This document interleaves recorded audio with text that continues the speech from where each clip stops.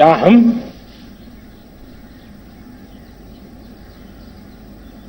स्वभाव से, संस्कार से रोजमर्रा की जिंदगी में नारी को अपमानित करने वाली हर बात से मुक्ति का संकल्प ले सकते हैं? दोस्तों, आपने सुन लिया, मोदी जी ने यही 15 अगस्त को लाल किले से लंबी लंबी छोड़ी थी। और जिस टाइम ये मोदी जी छोड़ रहे थे लंबी लंबी, उसी टाइम बिल्किस बानो के बलात्कारियों को मोदी सरकार छोड़ रही थी। दोनों चीजें देखिए, सामने कुछ और है और पीछे भाजपा का कितना घटिया चेहरा है। बिल्किस बानो का हाल यह है कि आखिरकार उनके कातिलों को और बलात्कारियों को छोड़ दिया गया है समाज में, और अब बिल्किस बानो के पूरे मामले पर जो गवाह हैं उनको जान से मारने की धमकी बिल्किस बानो के बलात्कारी दे रहे हैं। देख लीजिए अब मामला कितना खतरनाक है, सरकार कहती क्या है और करती क्या है। इसके अलावा अंकिता भंडारी, इस देश की बेटी को वैश्यावृत्ति में उतारने के लिए घटिया सरकार के, भाजपा के नेता के आतंकी बेटे ने प्रोत्साहित किया, जबरदस्ती की कि तुमको 10,000 रुपया मिलेगा, तुम ये काम करो, और वीआईपी कोई आने वाले हैं गेस्ट, उनके साथ काम करो, सेक्स करने पर तुम्हें, एक सर्विस करने पर, एक बार सेक्स करने पर तुम्हें 10,000 रुपये मिलेगा। अंकिता ने मना कर दिया। उसके बाद अंकिता की लाश 5 दिन बाद समुद्र से मिली, नदी से मिली। लेकिन जांच के बाद पता ये चला कि 5 दिन पहले नहीं फेंकी गई थी समुद्र में लाश। लाश की जांच के बाद पता चला कि ये कुछ ही घंटे पहले फेंकी गई थी। समझिए, कुछ ही घंटे पहले फेंकी गई थी लाश। लाश पर मछलियों ने हमला नहीं किया, वरना गंगा में अगर कुछ गिरता है, सबसे पहले कोई भी लाश निकलती है नुची हुई निकलती है, मछलियां खा जाती हैं। अंकिता की लाश वैसे ही निकली, जिसको देखकर लगा कि 5 से 6 घंटे पहले ही इसको नदी में फेंका गया, पूरी प्लानिंग के तहत। सोच के देखिए, जब गिरफ्तार हो चुके हैं अंकिता के जो भी कातिल हैं, गिरफ्तार हो चुके हैं, तो ये पीछे से कौन कर रहा था उनके लिए ये सारा काम। दूसरी बात, गोदी मीडिया ने मोदी सरकार का गू खूब खाया। जी हां, तलवा होता है और तलवे के नीचे जूता होता है, और जूते के नीचे जो गू लगा होता है और गू के नीचे जो पेशाब होता है, उस तक को चाटा इस गोदी मीडिया ने। और खूब दिखाया क्या, मोदी सरकार और योगी सरकार और भाजपा सरकार ने अंकिता के कातिलों के रिजॉर्ट पर चलाया बिल्डोजर। जबरदस्त तरीके से टीआरपी चलाई गई, प्रोपेगेंडा चलाया गया।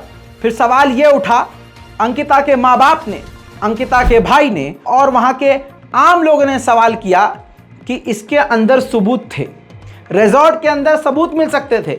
रिजॉर्ट में ही अंकिता का रूम था, उसके अंदर भी सबूत मिल सकते थे, जिसे पुलिस ने सील कर दिया था। तो आखिरकार बिल्डोजर क्यों चलाना पड़ा?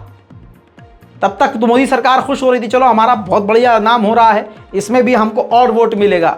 लेकिन जब सरकार घिरने लगी तो पता है बात क्या आई सामने? सरकार ने कहा कि भाई हमने नहीं चलवाया था बिल्डोजर। किसने चला दिया भाई बिल्डोजर? अरे भाई हमने नहीं चलाया। सोचिए फिर ये कौन है कि 5 घंटे पहले समुद्र में अंकिता की लाश को फेंकने वाला है? ये कौन है जो इलीगल तरीके से खुलेआम उस रिजॉर्ट पर आग लगाने वाला है और जाकर बिल्डोजर चलवाने वाला है? सरकार कह रही कि हमने नहीं चलवाया बिल्डोजर। एनडीटीवी की रिपोर्ट सबूत के तौर पर। रात को जब मामला बहुत उछल रहा था तो यही वो रिजॉर्ट है ऋषिकेश का, जहां पर अंकिता भंडारी रिसेप्शनिस्ट की नौकरी करती थी, और यहीं पर रात को बुलडोजर चलाया गया था। ज़्यादातर लोग ये सोच रहे थे कि जिस तरह से यूपी के अंदर या फिर और कई जगहों पर जो है बुलडोजर चलाकर जो बीजेपी की सरकारें हैं वो संदेश देती हैं और जो अपराधी होते हैं उनको एक कड़ा संदेश देने की कोशिश करती हैं, तो उसी के तहत ये जो है बुलडोजर यहाँ पर चलवाया गया है और अपराधियों पर जो है या आरोपियों पर लगाम लगाने के लिए, कड़ा संदेश देने के लिए ये सब किया गया है। लेकिन जब पीड़ित के परिवार ने जो है ये आरोप लगाने शुरू किए कि भाई आपने ये रिजॉर्ट जो है क्यों तोड़ा है, क्यों उस पर बुलडोजर चलवाए हैं आपने, कहीं ये सबूत मिटाने की कोशिश तो नहीं है, तो अब इस मामले में एक नया मोड़ आ गया है। प्रशासन जो है वो ये दावा कर रहा है कि उन्होंने ये बुलडोजर नहीं चलवाया है, जबकि सरकार जो है वो एक्नॉलेज कर रही है कि हाँ बुलडोजर चलवाया गया है।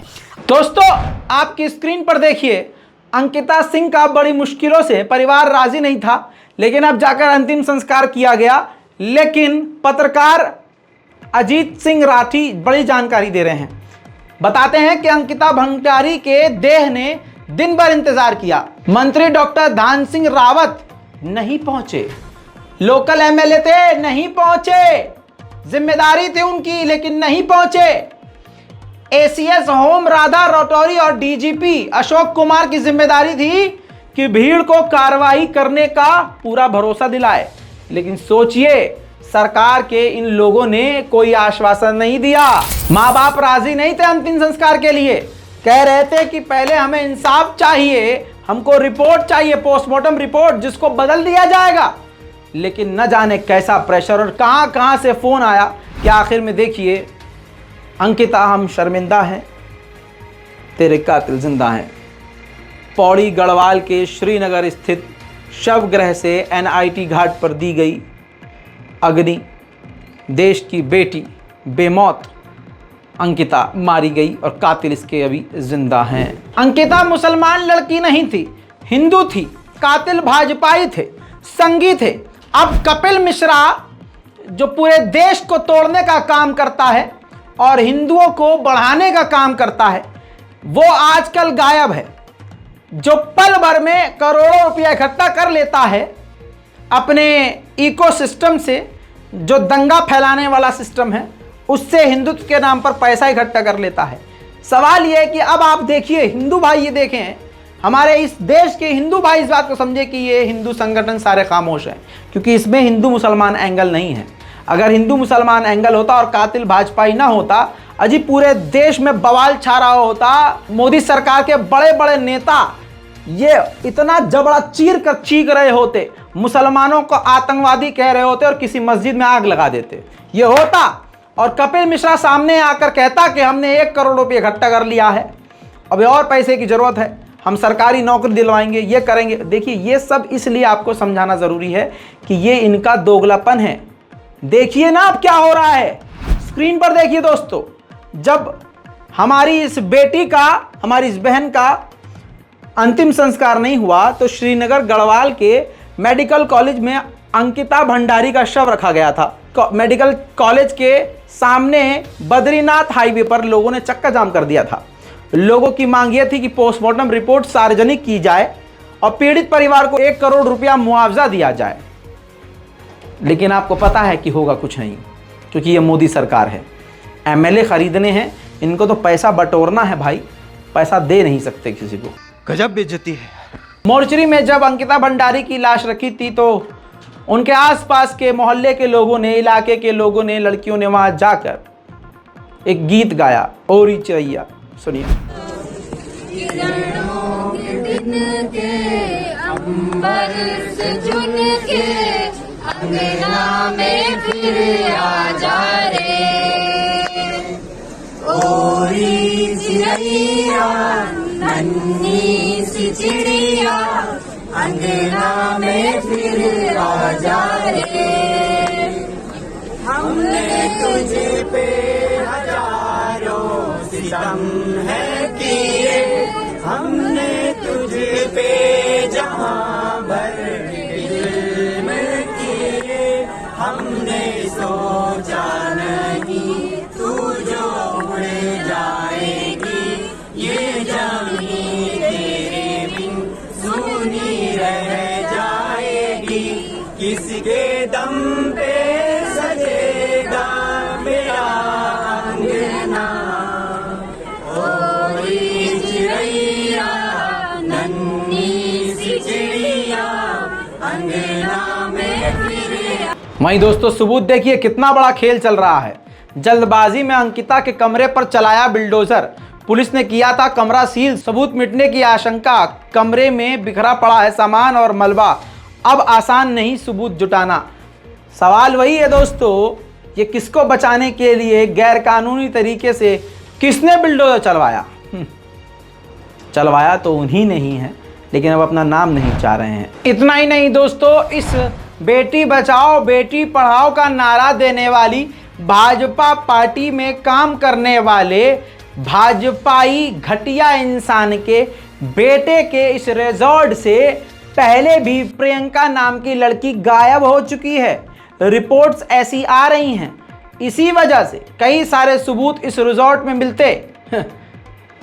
रिजॉर्ट पर बुलडोजर चला दिया गया। और ये बात मैं नहीं कह रहा हूं, उस बाप से पूछिए, अंकिता भंडारी के बाप को सुनिए कि वो क्या कह रहे हैं। तो ये सरकार ने जो मनंतरा रिजोर्ट की तोड़ फोड़ किया, ये क्यों किया?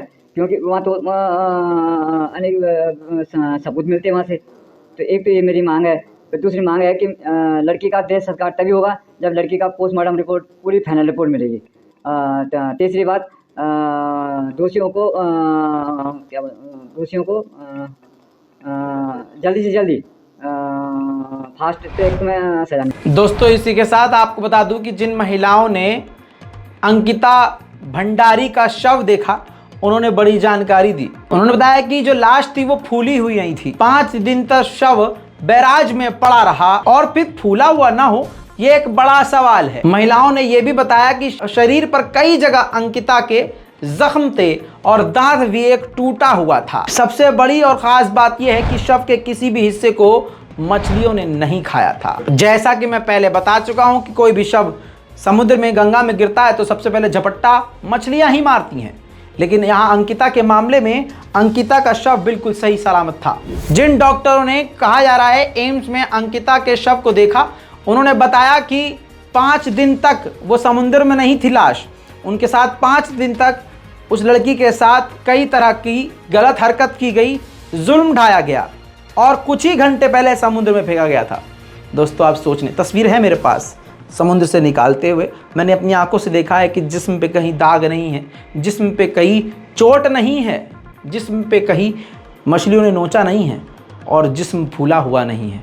बहुत बड़ा फर्जीवाड़ा ये भाजपा की तरफ से हो रहा है। और दबाओ भाजपा को, ताली बजाओ भाजपा के लिए। वहीं कांग्रेस के नेताओं ने सही सवाल उठाए कि एसआईटी जांच कर रही है लेकिन सबूत मिटाने की कोशिश की जा रही है। उन्होंने कहा कि सरकार ने बुलडोजर चलवा दिया है तो सबूत कहाँ रहेंगे। हालांकि बता दूं कि बाद में सरकार ने मना कर दिया कि भाई हमने तो नहीं चलवाया बुलडोजर। भाई लेकिन उससे बड़ा दुर्भाग्यपूर्ण ये है कि शासन प्रशासन सबूतों को मिटाने में लगा। बड़ा ही आश्चर्य होता है कि उस कमरे में, जिस कमरे में ये संदिग्ध रूप से वो हत्या हुई, उस कमरे को तोड़ने में इतनी क्या जल्दबाजी थी। और अभी अभी मुझे ये पता चला है कि उसमें आग भी लगा दी गई। तो ये क्या जल्दबाजियां हैं। सरकार कह रही है हमने एसआईटी बना दी, एसआईटी खास जांच करेगी। जब आपने उस कमरे को तोड़ दिया, आपने उस कमरे में आग लगवा दी, क्या जांच करेगी एसआईटी? ये चूंकि भाजपा के नेता से जुड़ा हुआ प्रश्न है, इसलिए सरकार मतलब वो कुछ भी कर दे। उत्तराखंड के लोग हैं और उत्तराखंड के हम ये सब लोग इस बेटी के साथ हुए इस अपराध को बिल्कुल माफ नहीं करेंगे। उसके साथ जब तक न्याय न हो तब तक हम इसको माफ नहीं करेंगे। उनके घर के ईंटें उखाड़ दो, हमें खुशी है, लेकिन उस कमरे को क्यों छेड़ा गया जिसमें वो सबूत थे? ये सरकार के मनसा पर प्रश्न चिन्ह है। वहाँ पर सीसीटीवी फुटेज हो सकते थे जिससे बड़ी जानकारी। देखिए, जो हमें सब लोगों से पता चल रहा है कि बताया जा रहा है कि 3 महीने से सीसीटीवी फुटेज, सीसीटीवी का जो सिस्टम था वो खराब था। कैसे? कोई रिसोर्ट में है। दोस्तों यही भाजपा का चरित्र है, यही औकात है इस भाजपा की। आप लोगों ने रामराज्य के लिए वोट दिया, अब्दुल को टाइट करने के लिए वोट दिया, आप बेरोजगार रहे, आपको मंदिर दिखा दिया गया। आपने रोजगार मांगा तो किसी मस्जिद पर हमला दिखा दिया। आपने जब शिक्षा की बात करी तो मुसलमानों की नमाज पर पाबंदी लगा दी गई, आपको खुश कर दिया गया।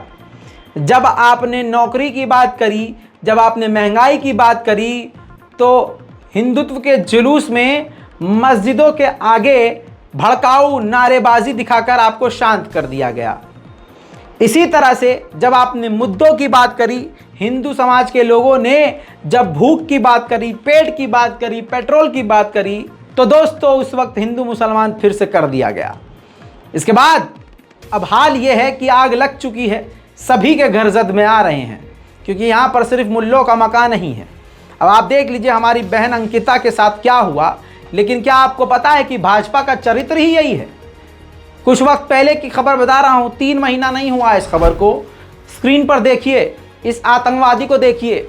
शराब, बच्चे, 500 कॉन्डम, पुलिस ने बताई मेघालय बीजेपी उपाध्यक्ष के यहाँ सेक्स रैकेट भांडाफोड़ की बात। पुलिस ने 73 लोगों को गिरफ्तार किया, जिसमें 6 नाबालिगों को रेस्क्यू करने की बात कही। बीजेपी उपाध्यक्ष ने आरोप को साजिश बताया, हालांकि ये गिरफ्तार हो चुका है और जेल की सलाखों के पीछे है। लोगों की शिकायत पर रेड हुई थी, क्योंकि इनके रिजॉर्ट में कम से कम 20 से 30 कमरे छोटे छोटे और उसके अंदर लड़कियां। और फिर वहां क्या होता था आपको मालूम है। यह है भाजपा की असलियत। आप सोच भी नहीं सकते कि यह भाजपा का। मोदी जी कह रहे हैं सम्मान की बात, तो यह सम्मान भाजपा दे रही है महिलाओं को। यही आरएसएस की हकीकत है। यह सरकार भाजपा और आरएसएस की है। और इसी संदर्भ में एक फोटो वायरल हुआ है, स्क्रीन पर देखिए। बीच में मोहन भागवत खड़े हैं, आजू बाजू में देश के गृह मंत्री, और उनके बाजू में कौन खड़ा है देखिए, देश के रक्षा मंत्री। तो ये है हमारे इस भारत की सरकार की असलियत। सोशल मीडिया पे #RSS मुख्यालय पर हल्ला बोल के हैशटैग के साथ ये फोटो ट्रेंड कर रही है। भैया इतना ही नहीं, आपको याद होगा अमित शाह जी ने कहा था हमारे अब उत्तर प्रदेश में बेटियां इतना सेफ हैं कि रात को 12 बजे स्कूटी पे सोना लाद के लड़कियां निकल सकती हैं। देखिए यह है मामला उत्तर प्रदेश जालौन का। छात्रा ने प्रोफेसर पर यौन उत्पीड़न बलात्कार का आरोप लगाया। इंसाफ के लिए धरने पे बैठी। पुलिस ने कहा जल्द होगी गिरफ्तारी।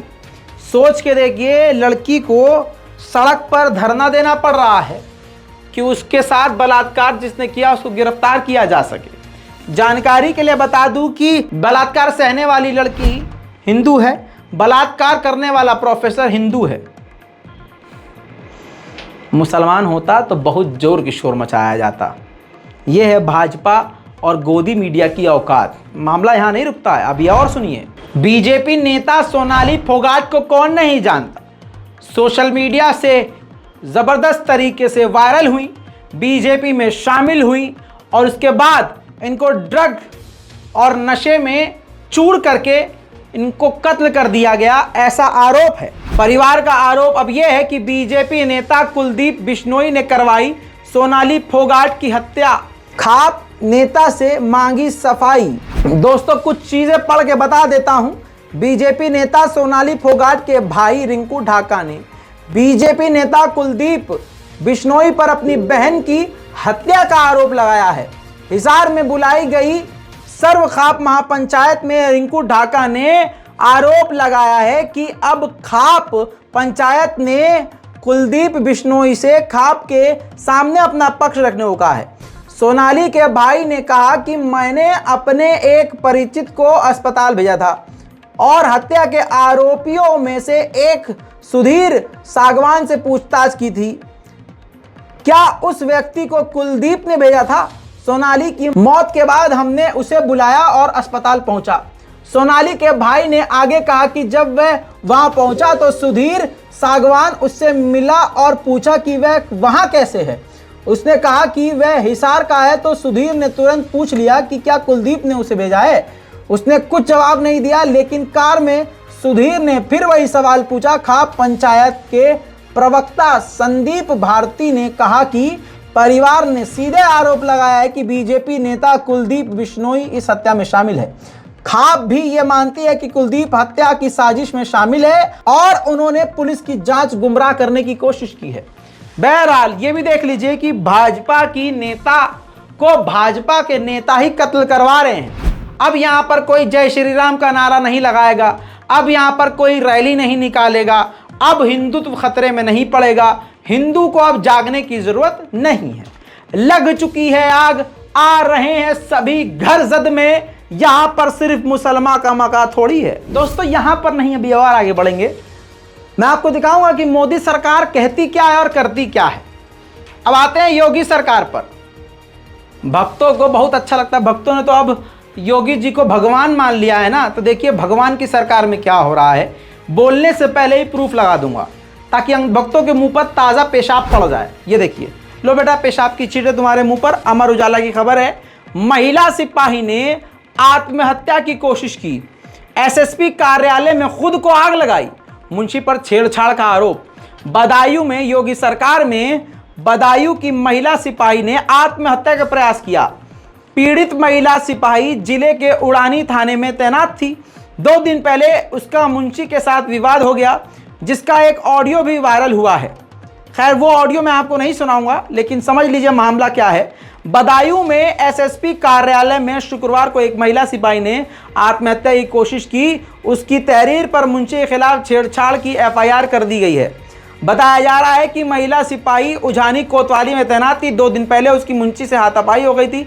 इस संबंध में ऑडियो भी वायरल हुआ था, जिस पर मुंशी समेत महिला सिपाही को लाइन हाजिर किया गया था।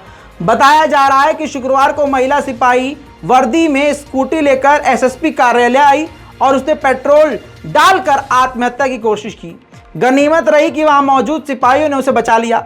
महिला सिपाही ने मुंशी सिपाही गुलाब सिंह पर छेड़छाड़ समेत कई गंभीर आरोप लगाए हैं। उसने हाथापाई के बाद मुंशी के खिलाफ तहरीर दी। उस पर महिला सिपाही एफआईआर दर्ज कराने की मांग कर रही थी। आत्महत्या की कोशिश के बाद मुंशी गुलाब सिंह के खिलाफ छेड़छाड़ के आरोप में एफआईआर दर्ज की गई। महिला पुलिसकर्मी ने यह कहा कि जब महिला पुलिस वाली ही योगी सरकार में सेफ नहीं है तो दूसरी महिलाएं क्या सेफ होंगी। आत्महत्या करने की कोशिश क्यों करी उस बेचारी महिला ने? क्योंकि एफआईआर ही नहीं लिखी जा रही थी। तो ये हाल है महिला सम्मान का। बहुत बढ़िया। वहीं मजा तो भाई साहब बिहार में आ रहा है। बिहार में ऐसा रामराज आ गया है कि लोगों का दिमाग एकदम भ्रष्ट हो चुका है। माँ की मौत पर आप क्या करेंगे? अल्लाह सबकी माँ को सलामत रखे, सबकी माँ सलामत रहे। लेकिन आप जरा सोच के देखिए कि हालात क्या होंगे कि अगर बिहार में आप सुने कि एक लौंडे ने अपनी माँ के मरने के बाद श्राद्ध में, उनके श्राद्ध में लड़कियों से गंदा नाच करवाया। स्क्रीन पर देखिए, जी हाँ दोस्तों, ये देख लीजिए, माँ की मौत पर बेटे की शर्मनाक करतूत। श्राद्ध कार्यक्रम में बार बालाओं से लगवाए ठुमके।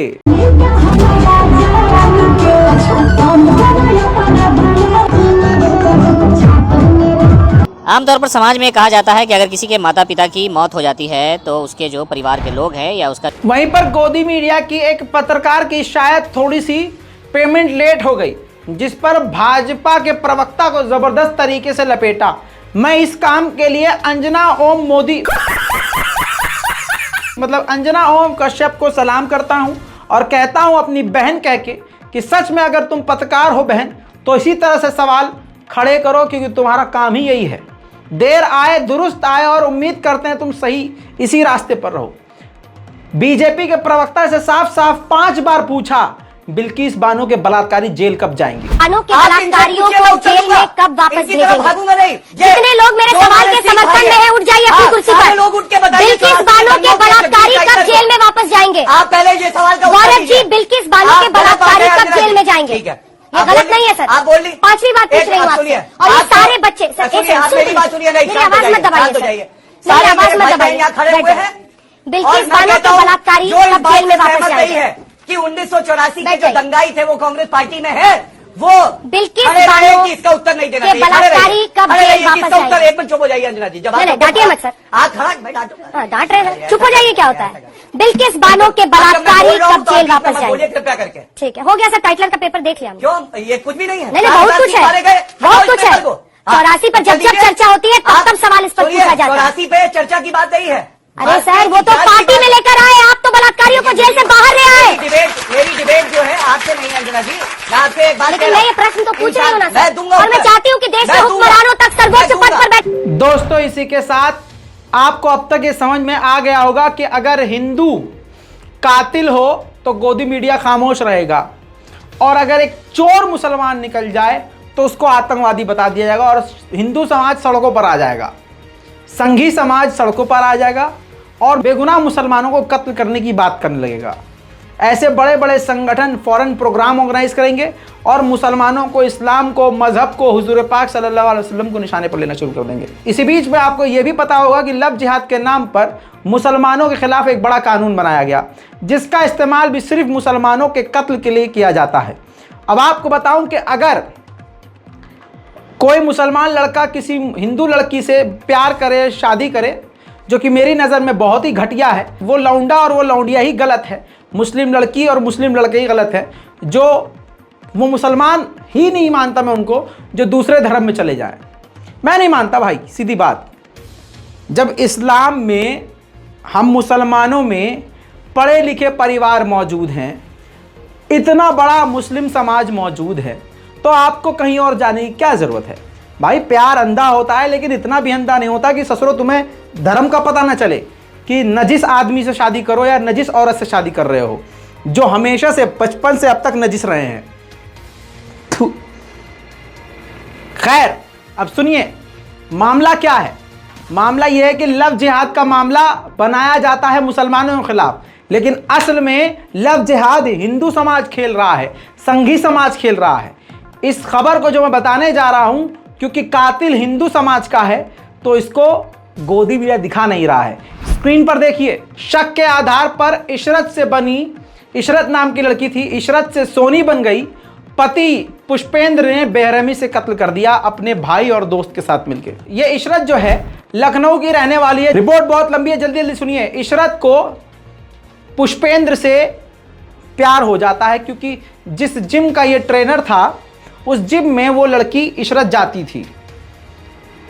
अब वहां पर भैया जो चलता है चला, आशिकी, मोहब्बत, प्यार, इश्क ये हुआ।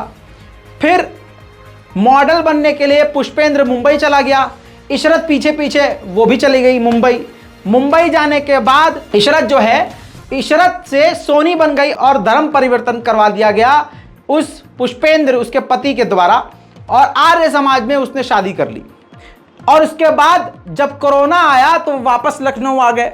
2 साल तक पूरी तरह से जिम विम बंद रहा और वो बेरोजगार हो गया, अंधभक्त पूरा बेरोजगार हो गया। इस बीच में उसको अपनी पत्नी पर शक होने लगा कि उसका कहीं और संबंध है। सिर्फ शक की बिना पर उसने अपने भाई और अपने दोस्त को लिया साथ और घर में तब घुसा जब इशरत सो रही थी। एक ने पैर पकड़ा, एक ने हाथ, और पति ने तौलिए से मुंह दबा दिया। और इसके बाद जब पुलिस ने जांच पड़ताल करी तो बार बार ये तीनों जो कत्ल में शामिल थे, एक पति और उसके 2 दोस्त, एक भाई और दोस्त, जब बार बार बयान बदलने लगे तो पुलिस को शक हुआ। तो तीनों से अलग अलग पूछताछ करी, तीनों का बयान अलग निकले। एक से सख्ती करी तो उसने सब हक दिया। तब बात सामने निकल के आई और तीनों को गिरफ्तार किया गया। लेकिन सवाल आपसे करना चाहता हूं कि क्या यह खबर गोदी मीडिया दिखा रहा है? नहीं। आप अपने आप से पूछिए कि क्या यह खबर देखने के बाद रजा गराफी की इस रिपोर्ट को आप शेयर करते हैं या करेंगे? नहीं करेंगे। जब आप अपने लिए, अपने मजहब के लोगों के लिए, इस देश के लोगों के लिए आवाज नहीं उठा रहे, जुल्म के लिए आवाज नहीं उठा रहे और जुल्म के खिलाफ इस वीडियो को शेयर नहीं करते, तो दूसरों से क्या उम्मीद करते हैं? तो ये हाल है हमारे मुल्क का।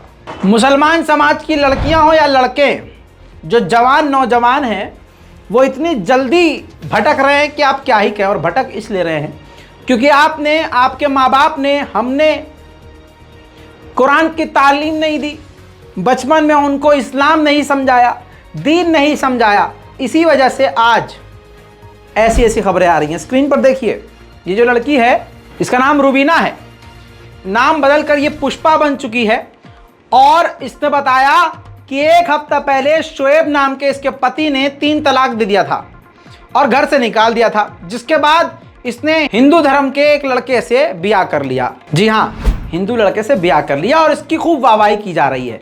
यहां पर लव जिहाद नहीं है, लेकिन point to be noted my Lord, point to be noted, लड़की ने कहा कि 7 दिन पहले मेरा तलाक हुआ, मेरे पति ने मुझे मार पीट कर तलाक देकर निकाल दिया। 7 दिन में कौन सा हिंदू लड़का या कौन सा मुसलमान दूसरा भी एक तलाकशुदा को कोई मिल जाता है?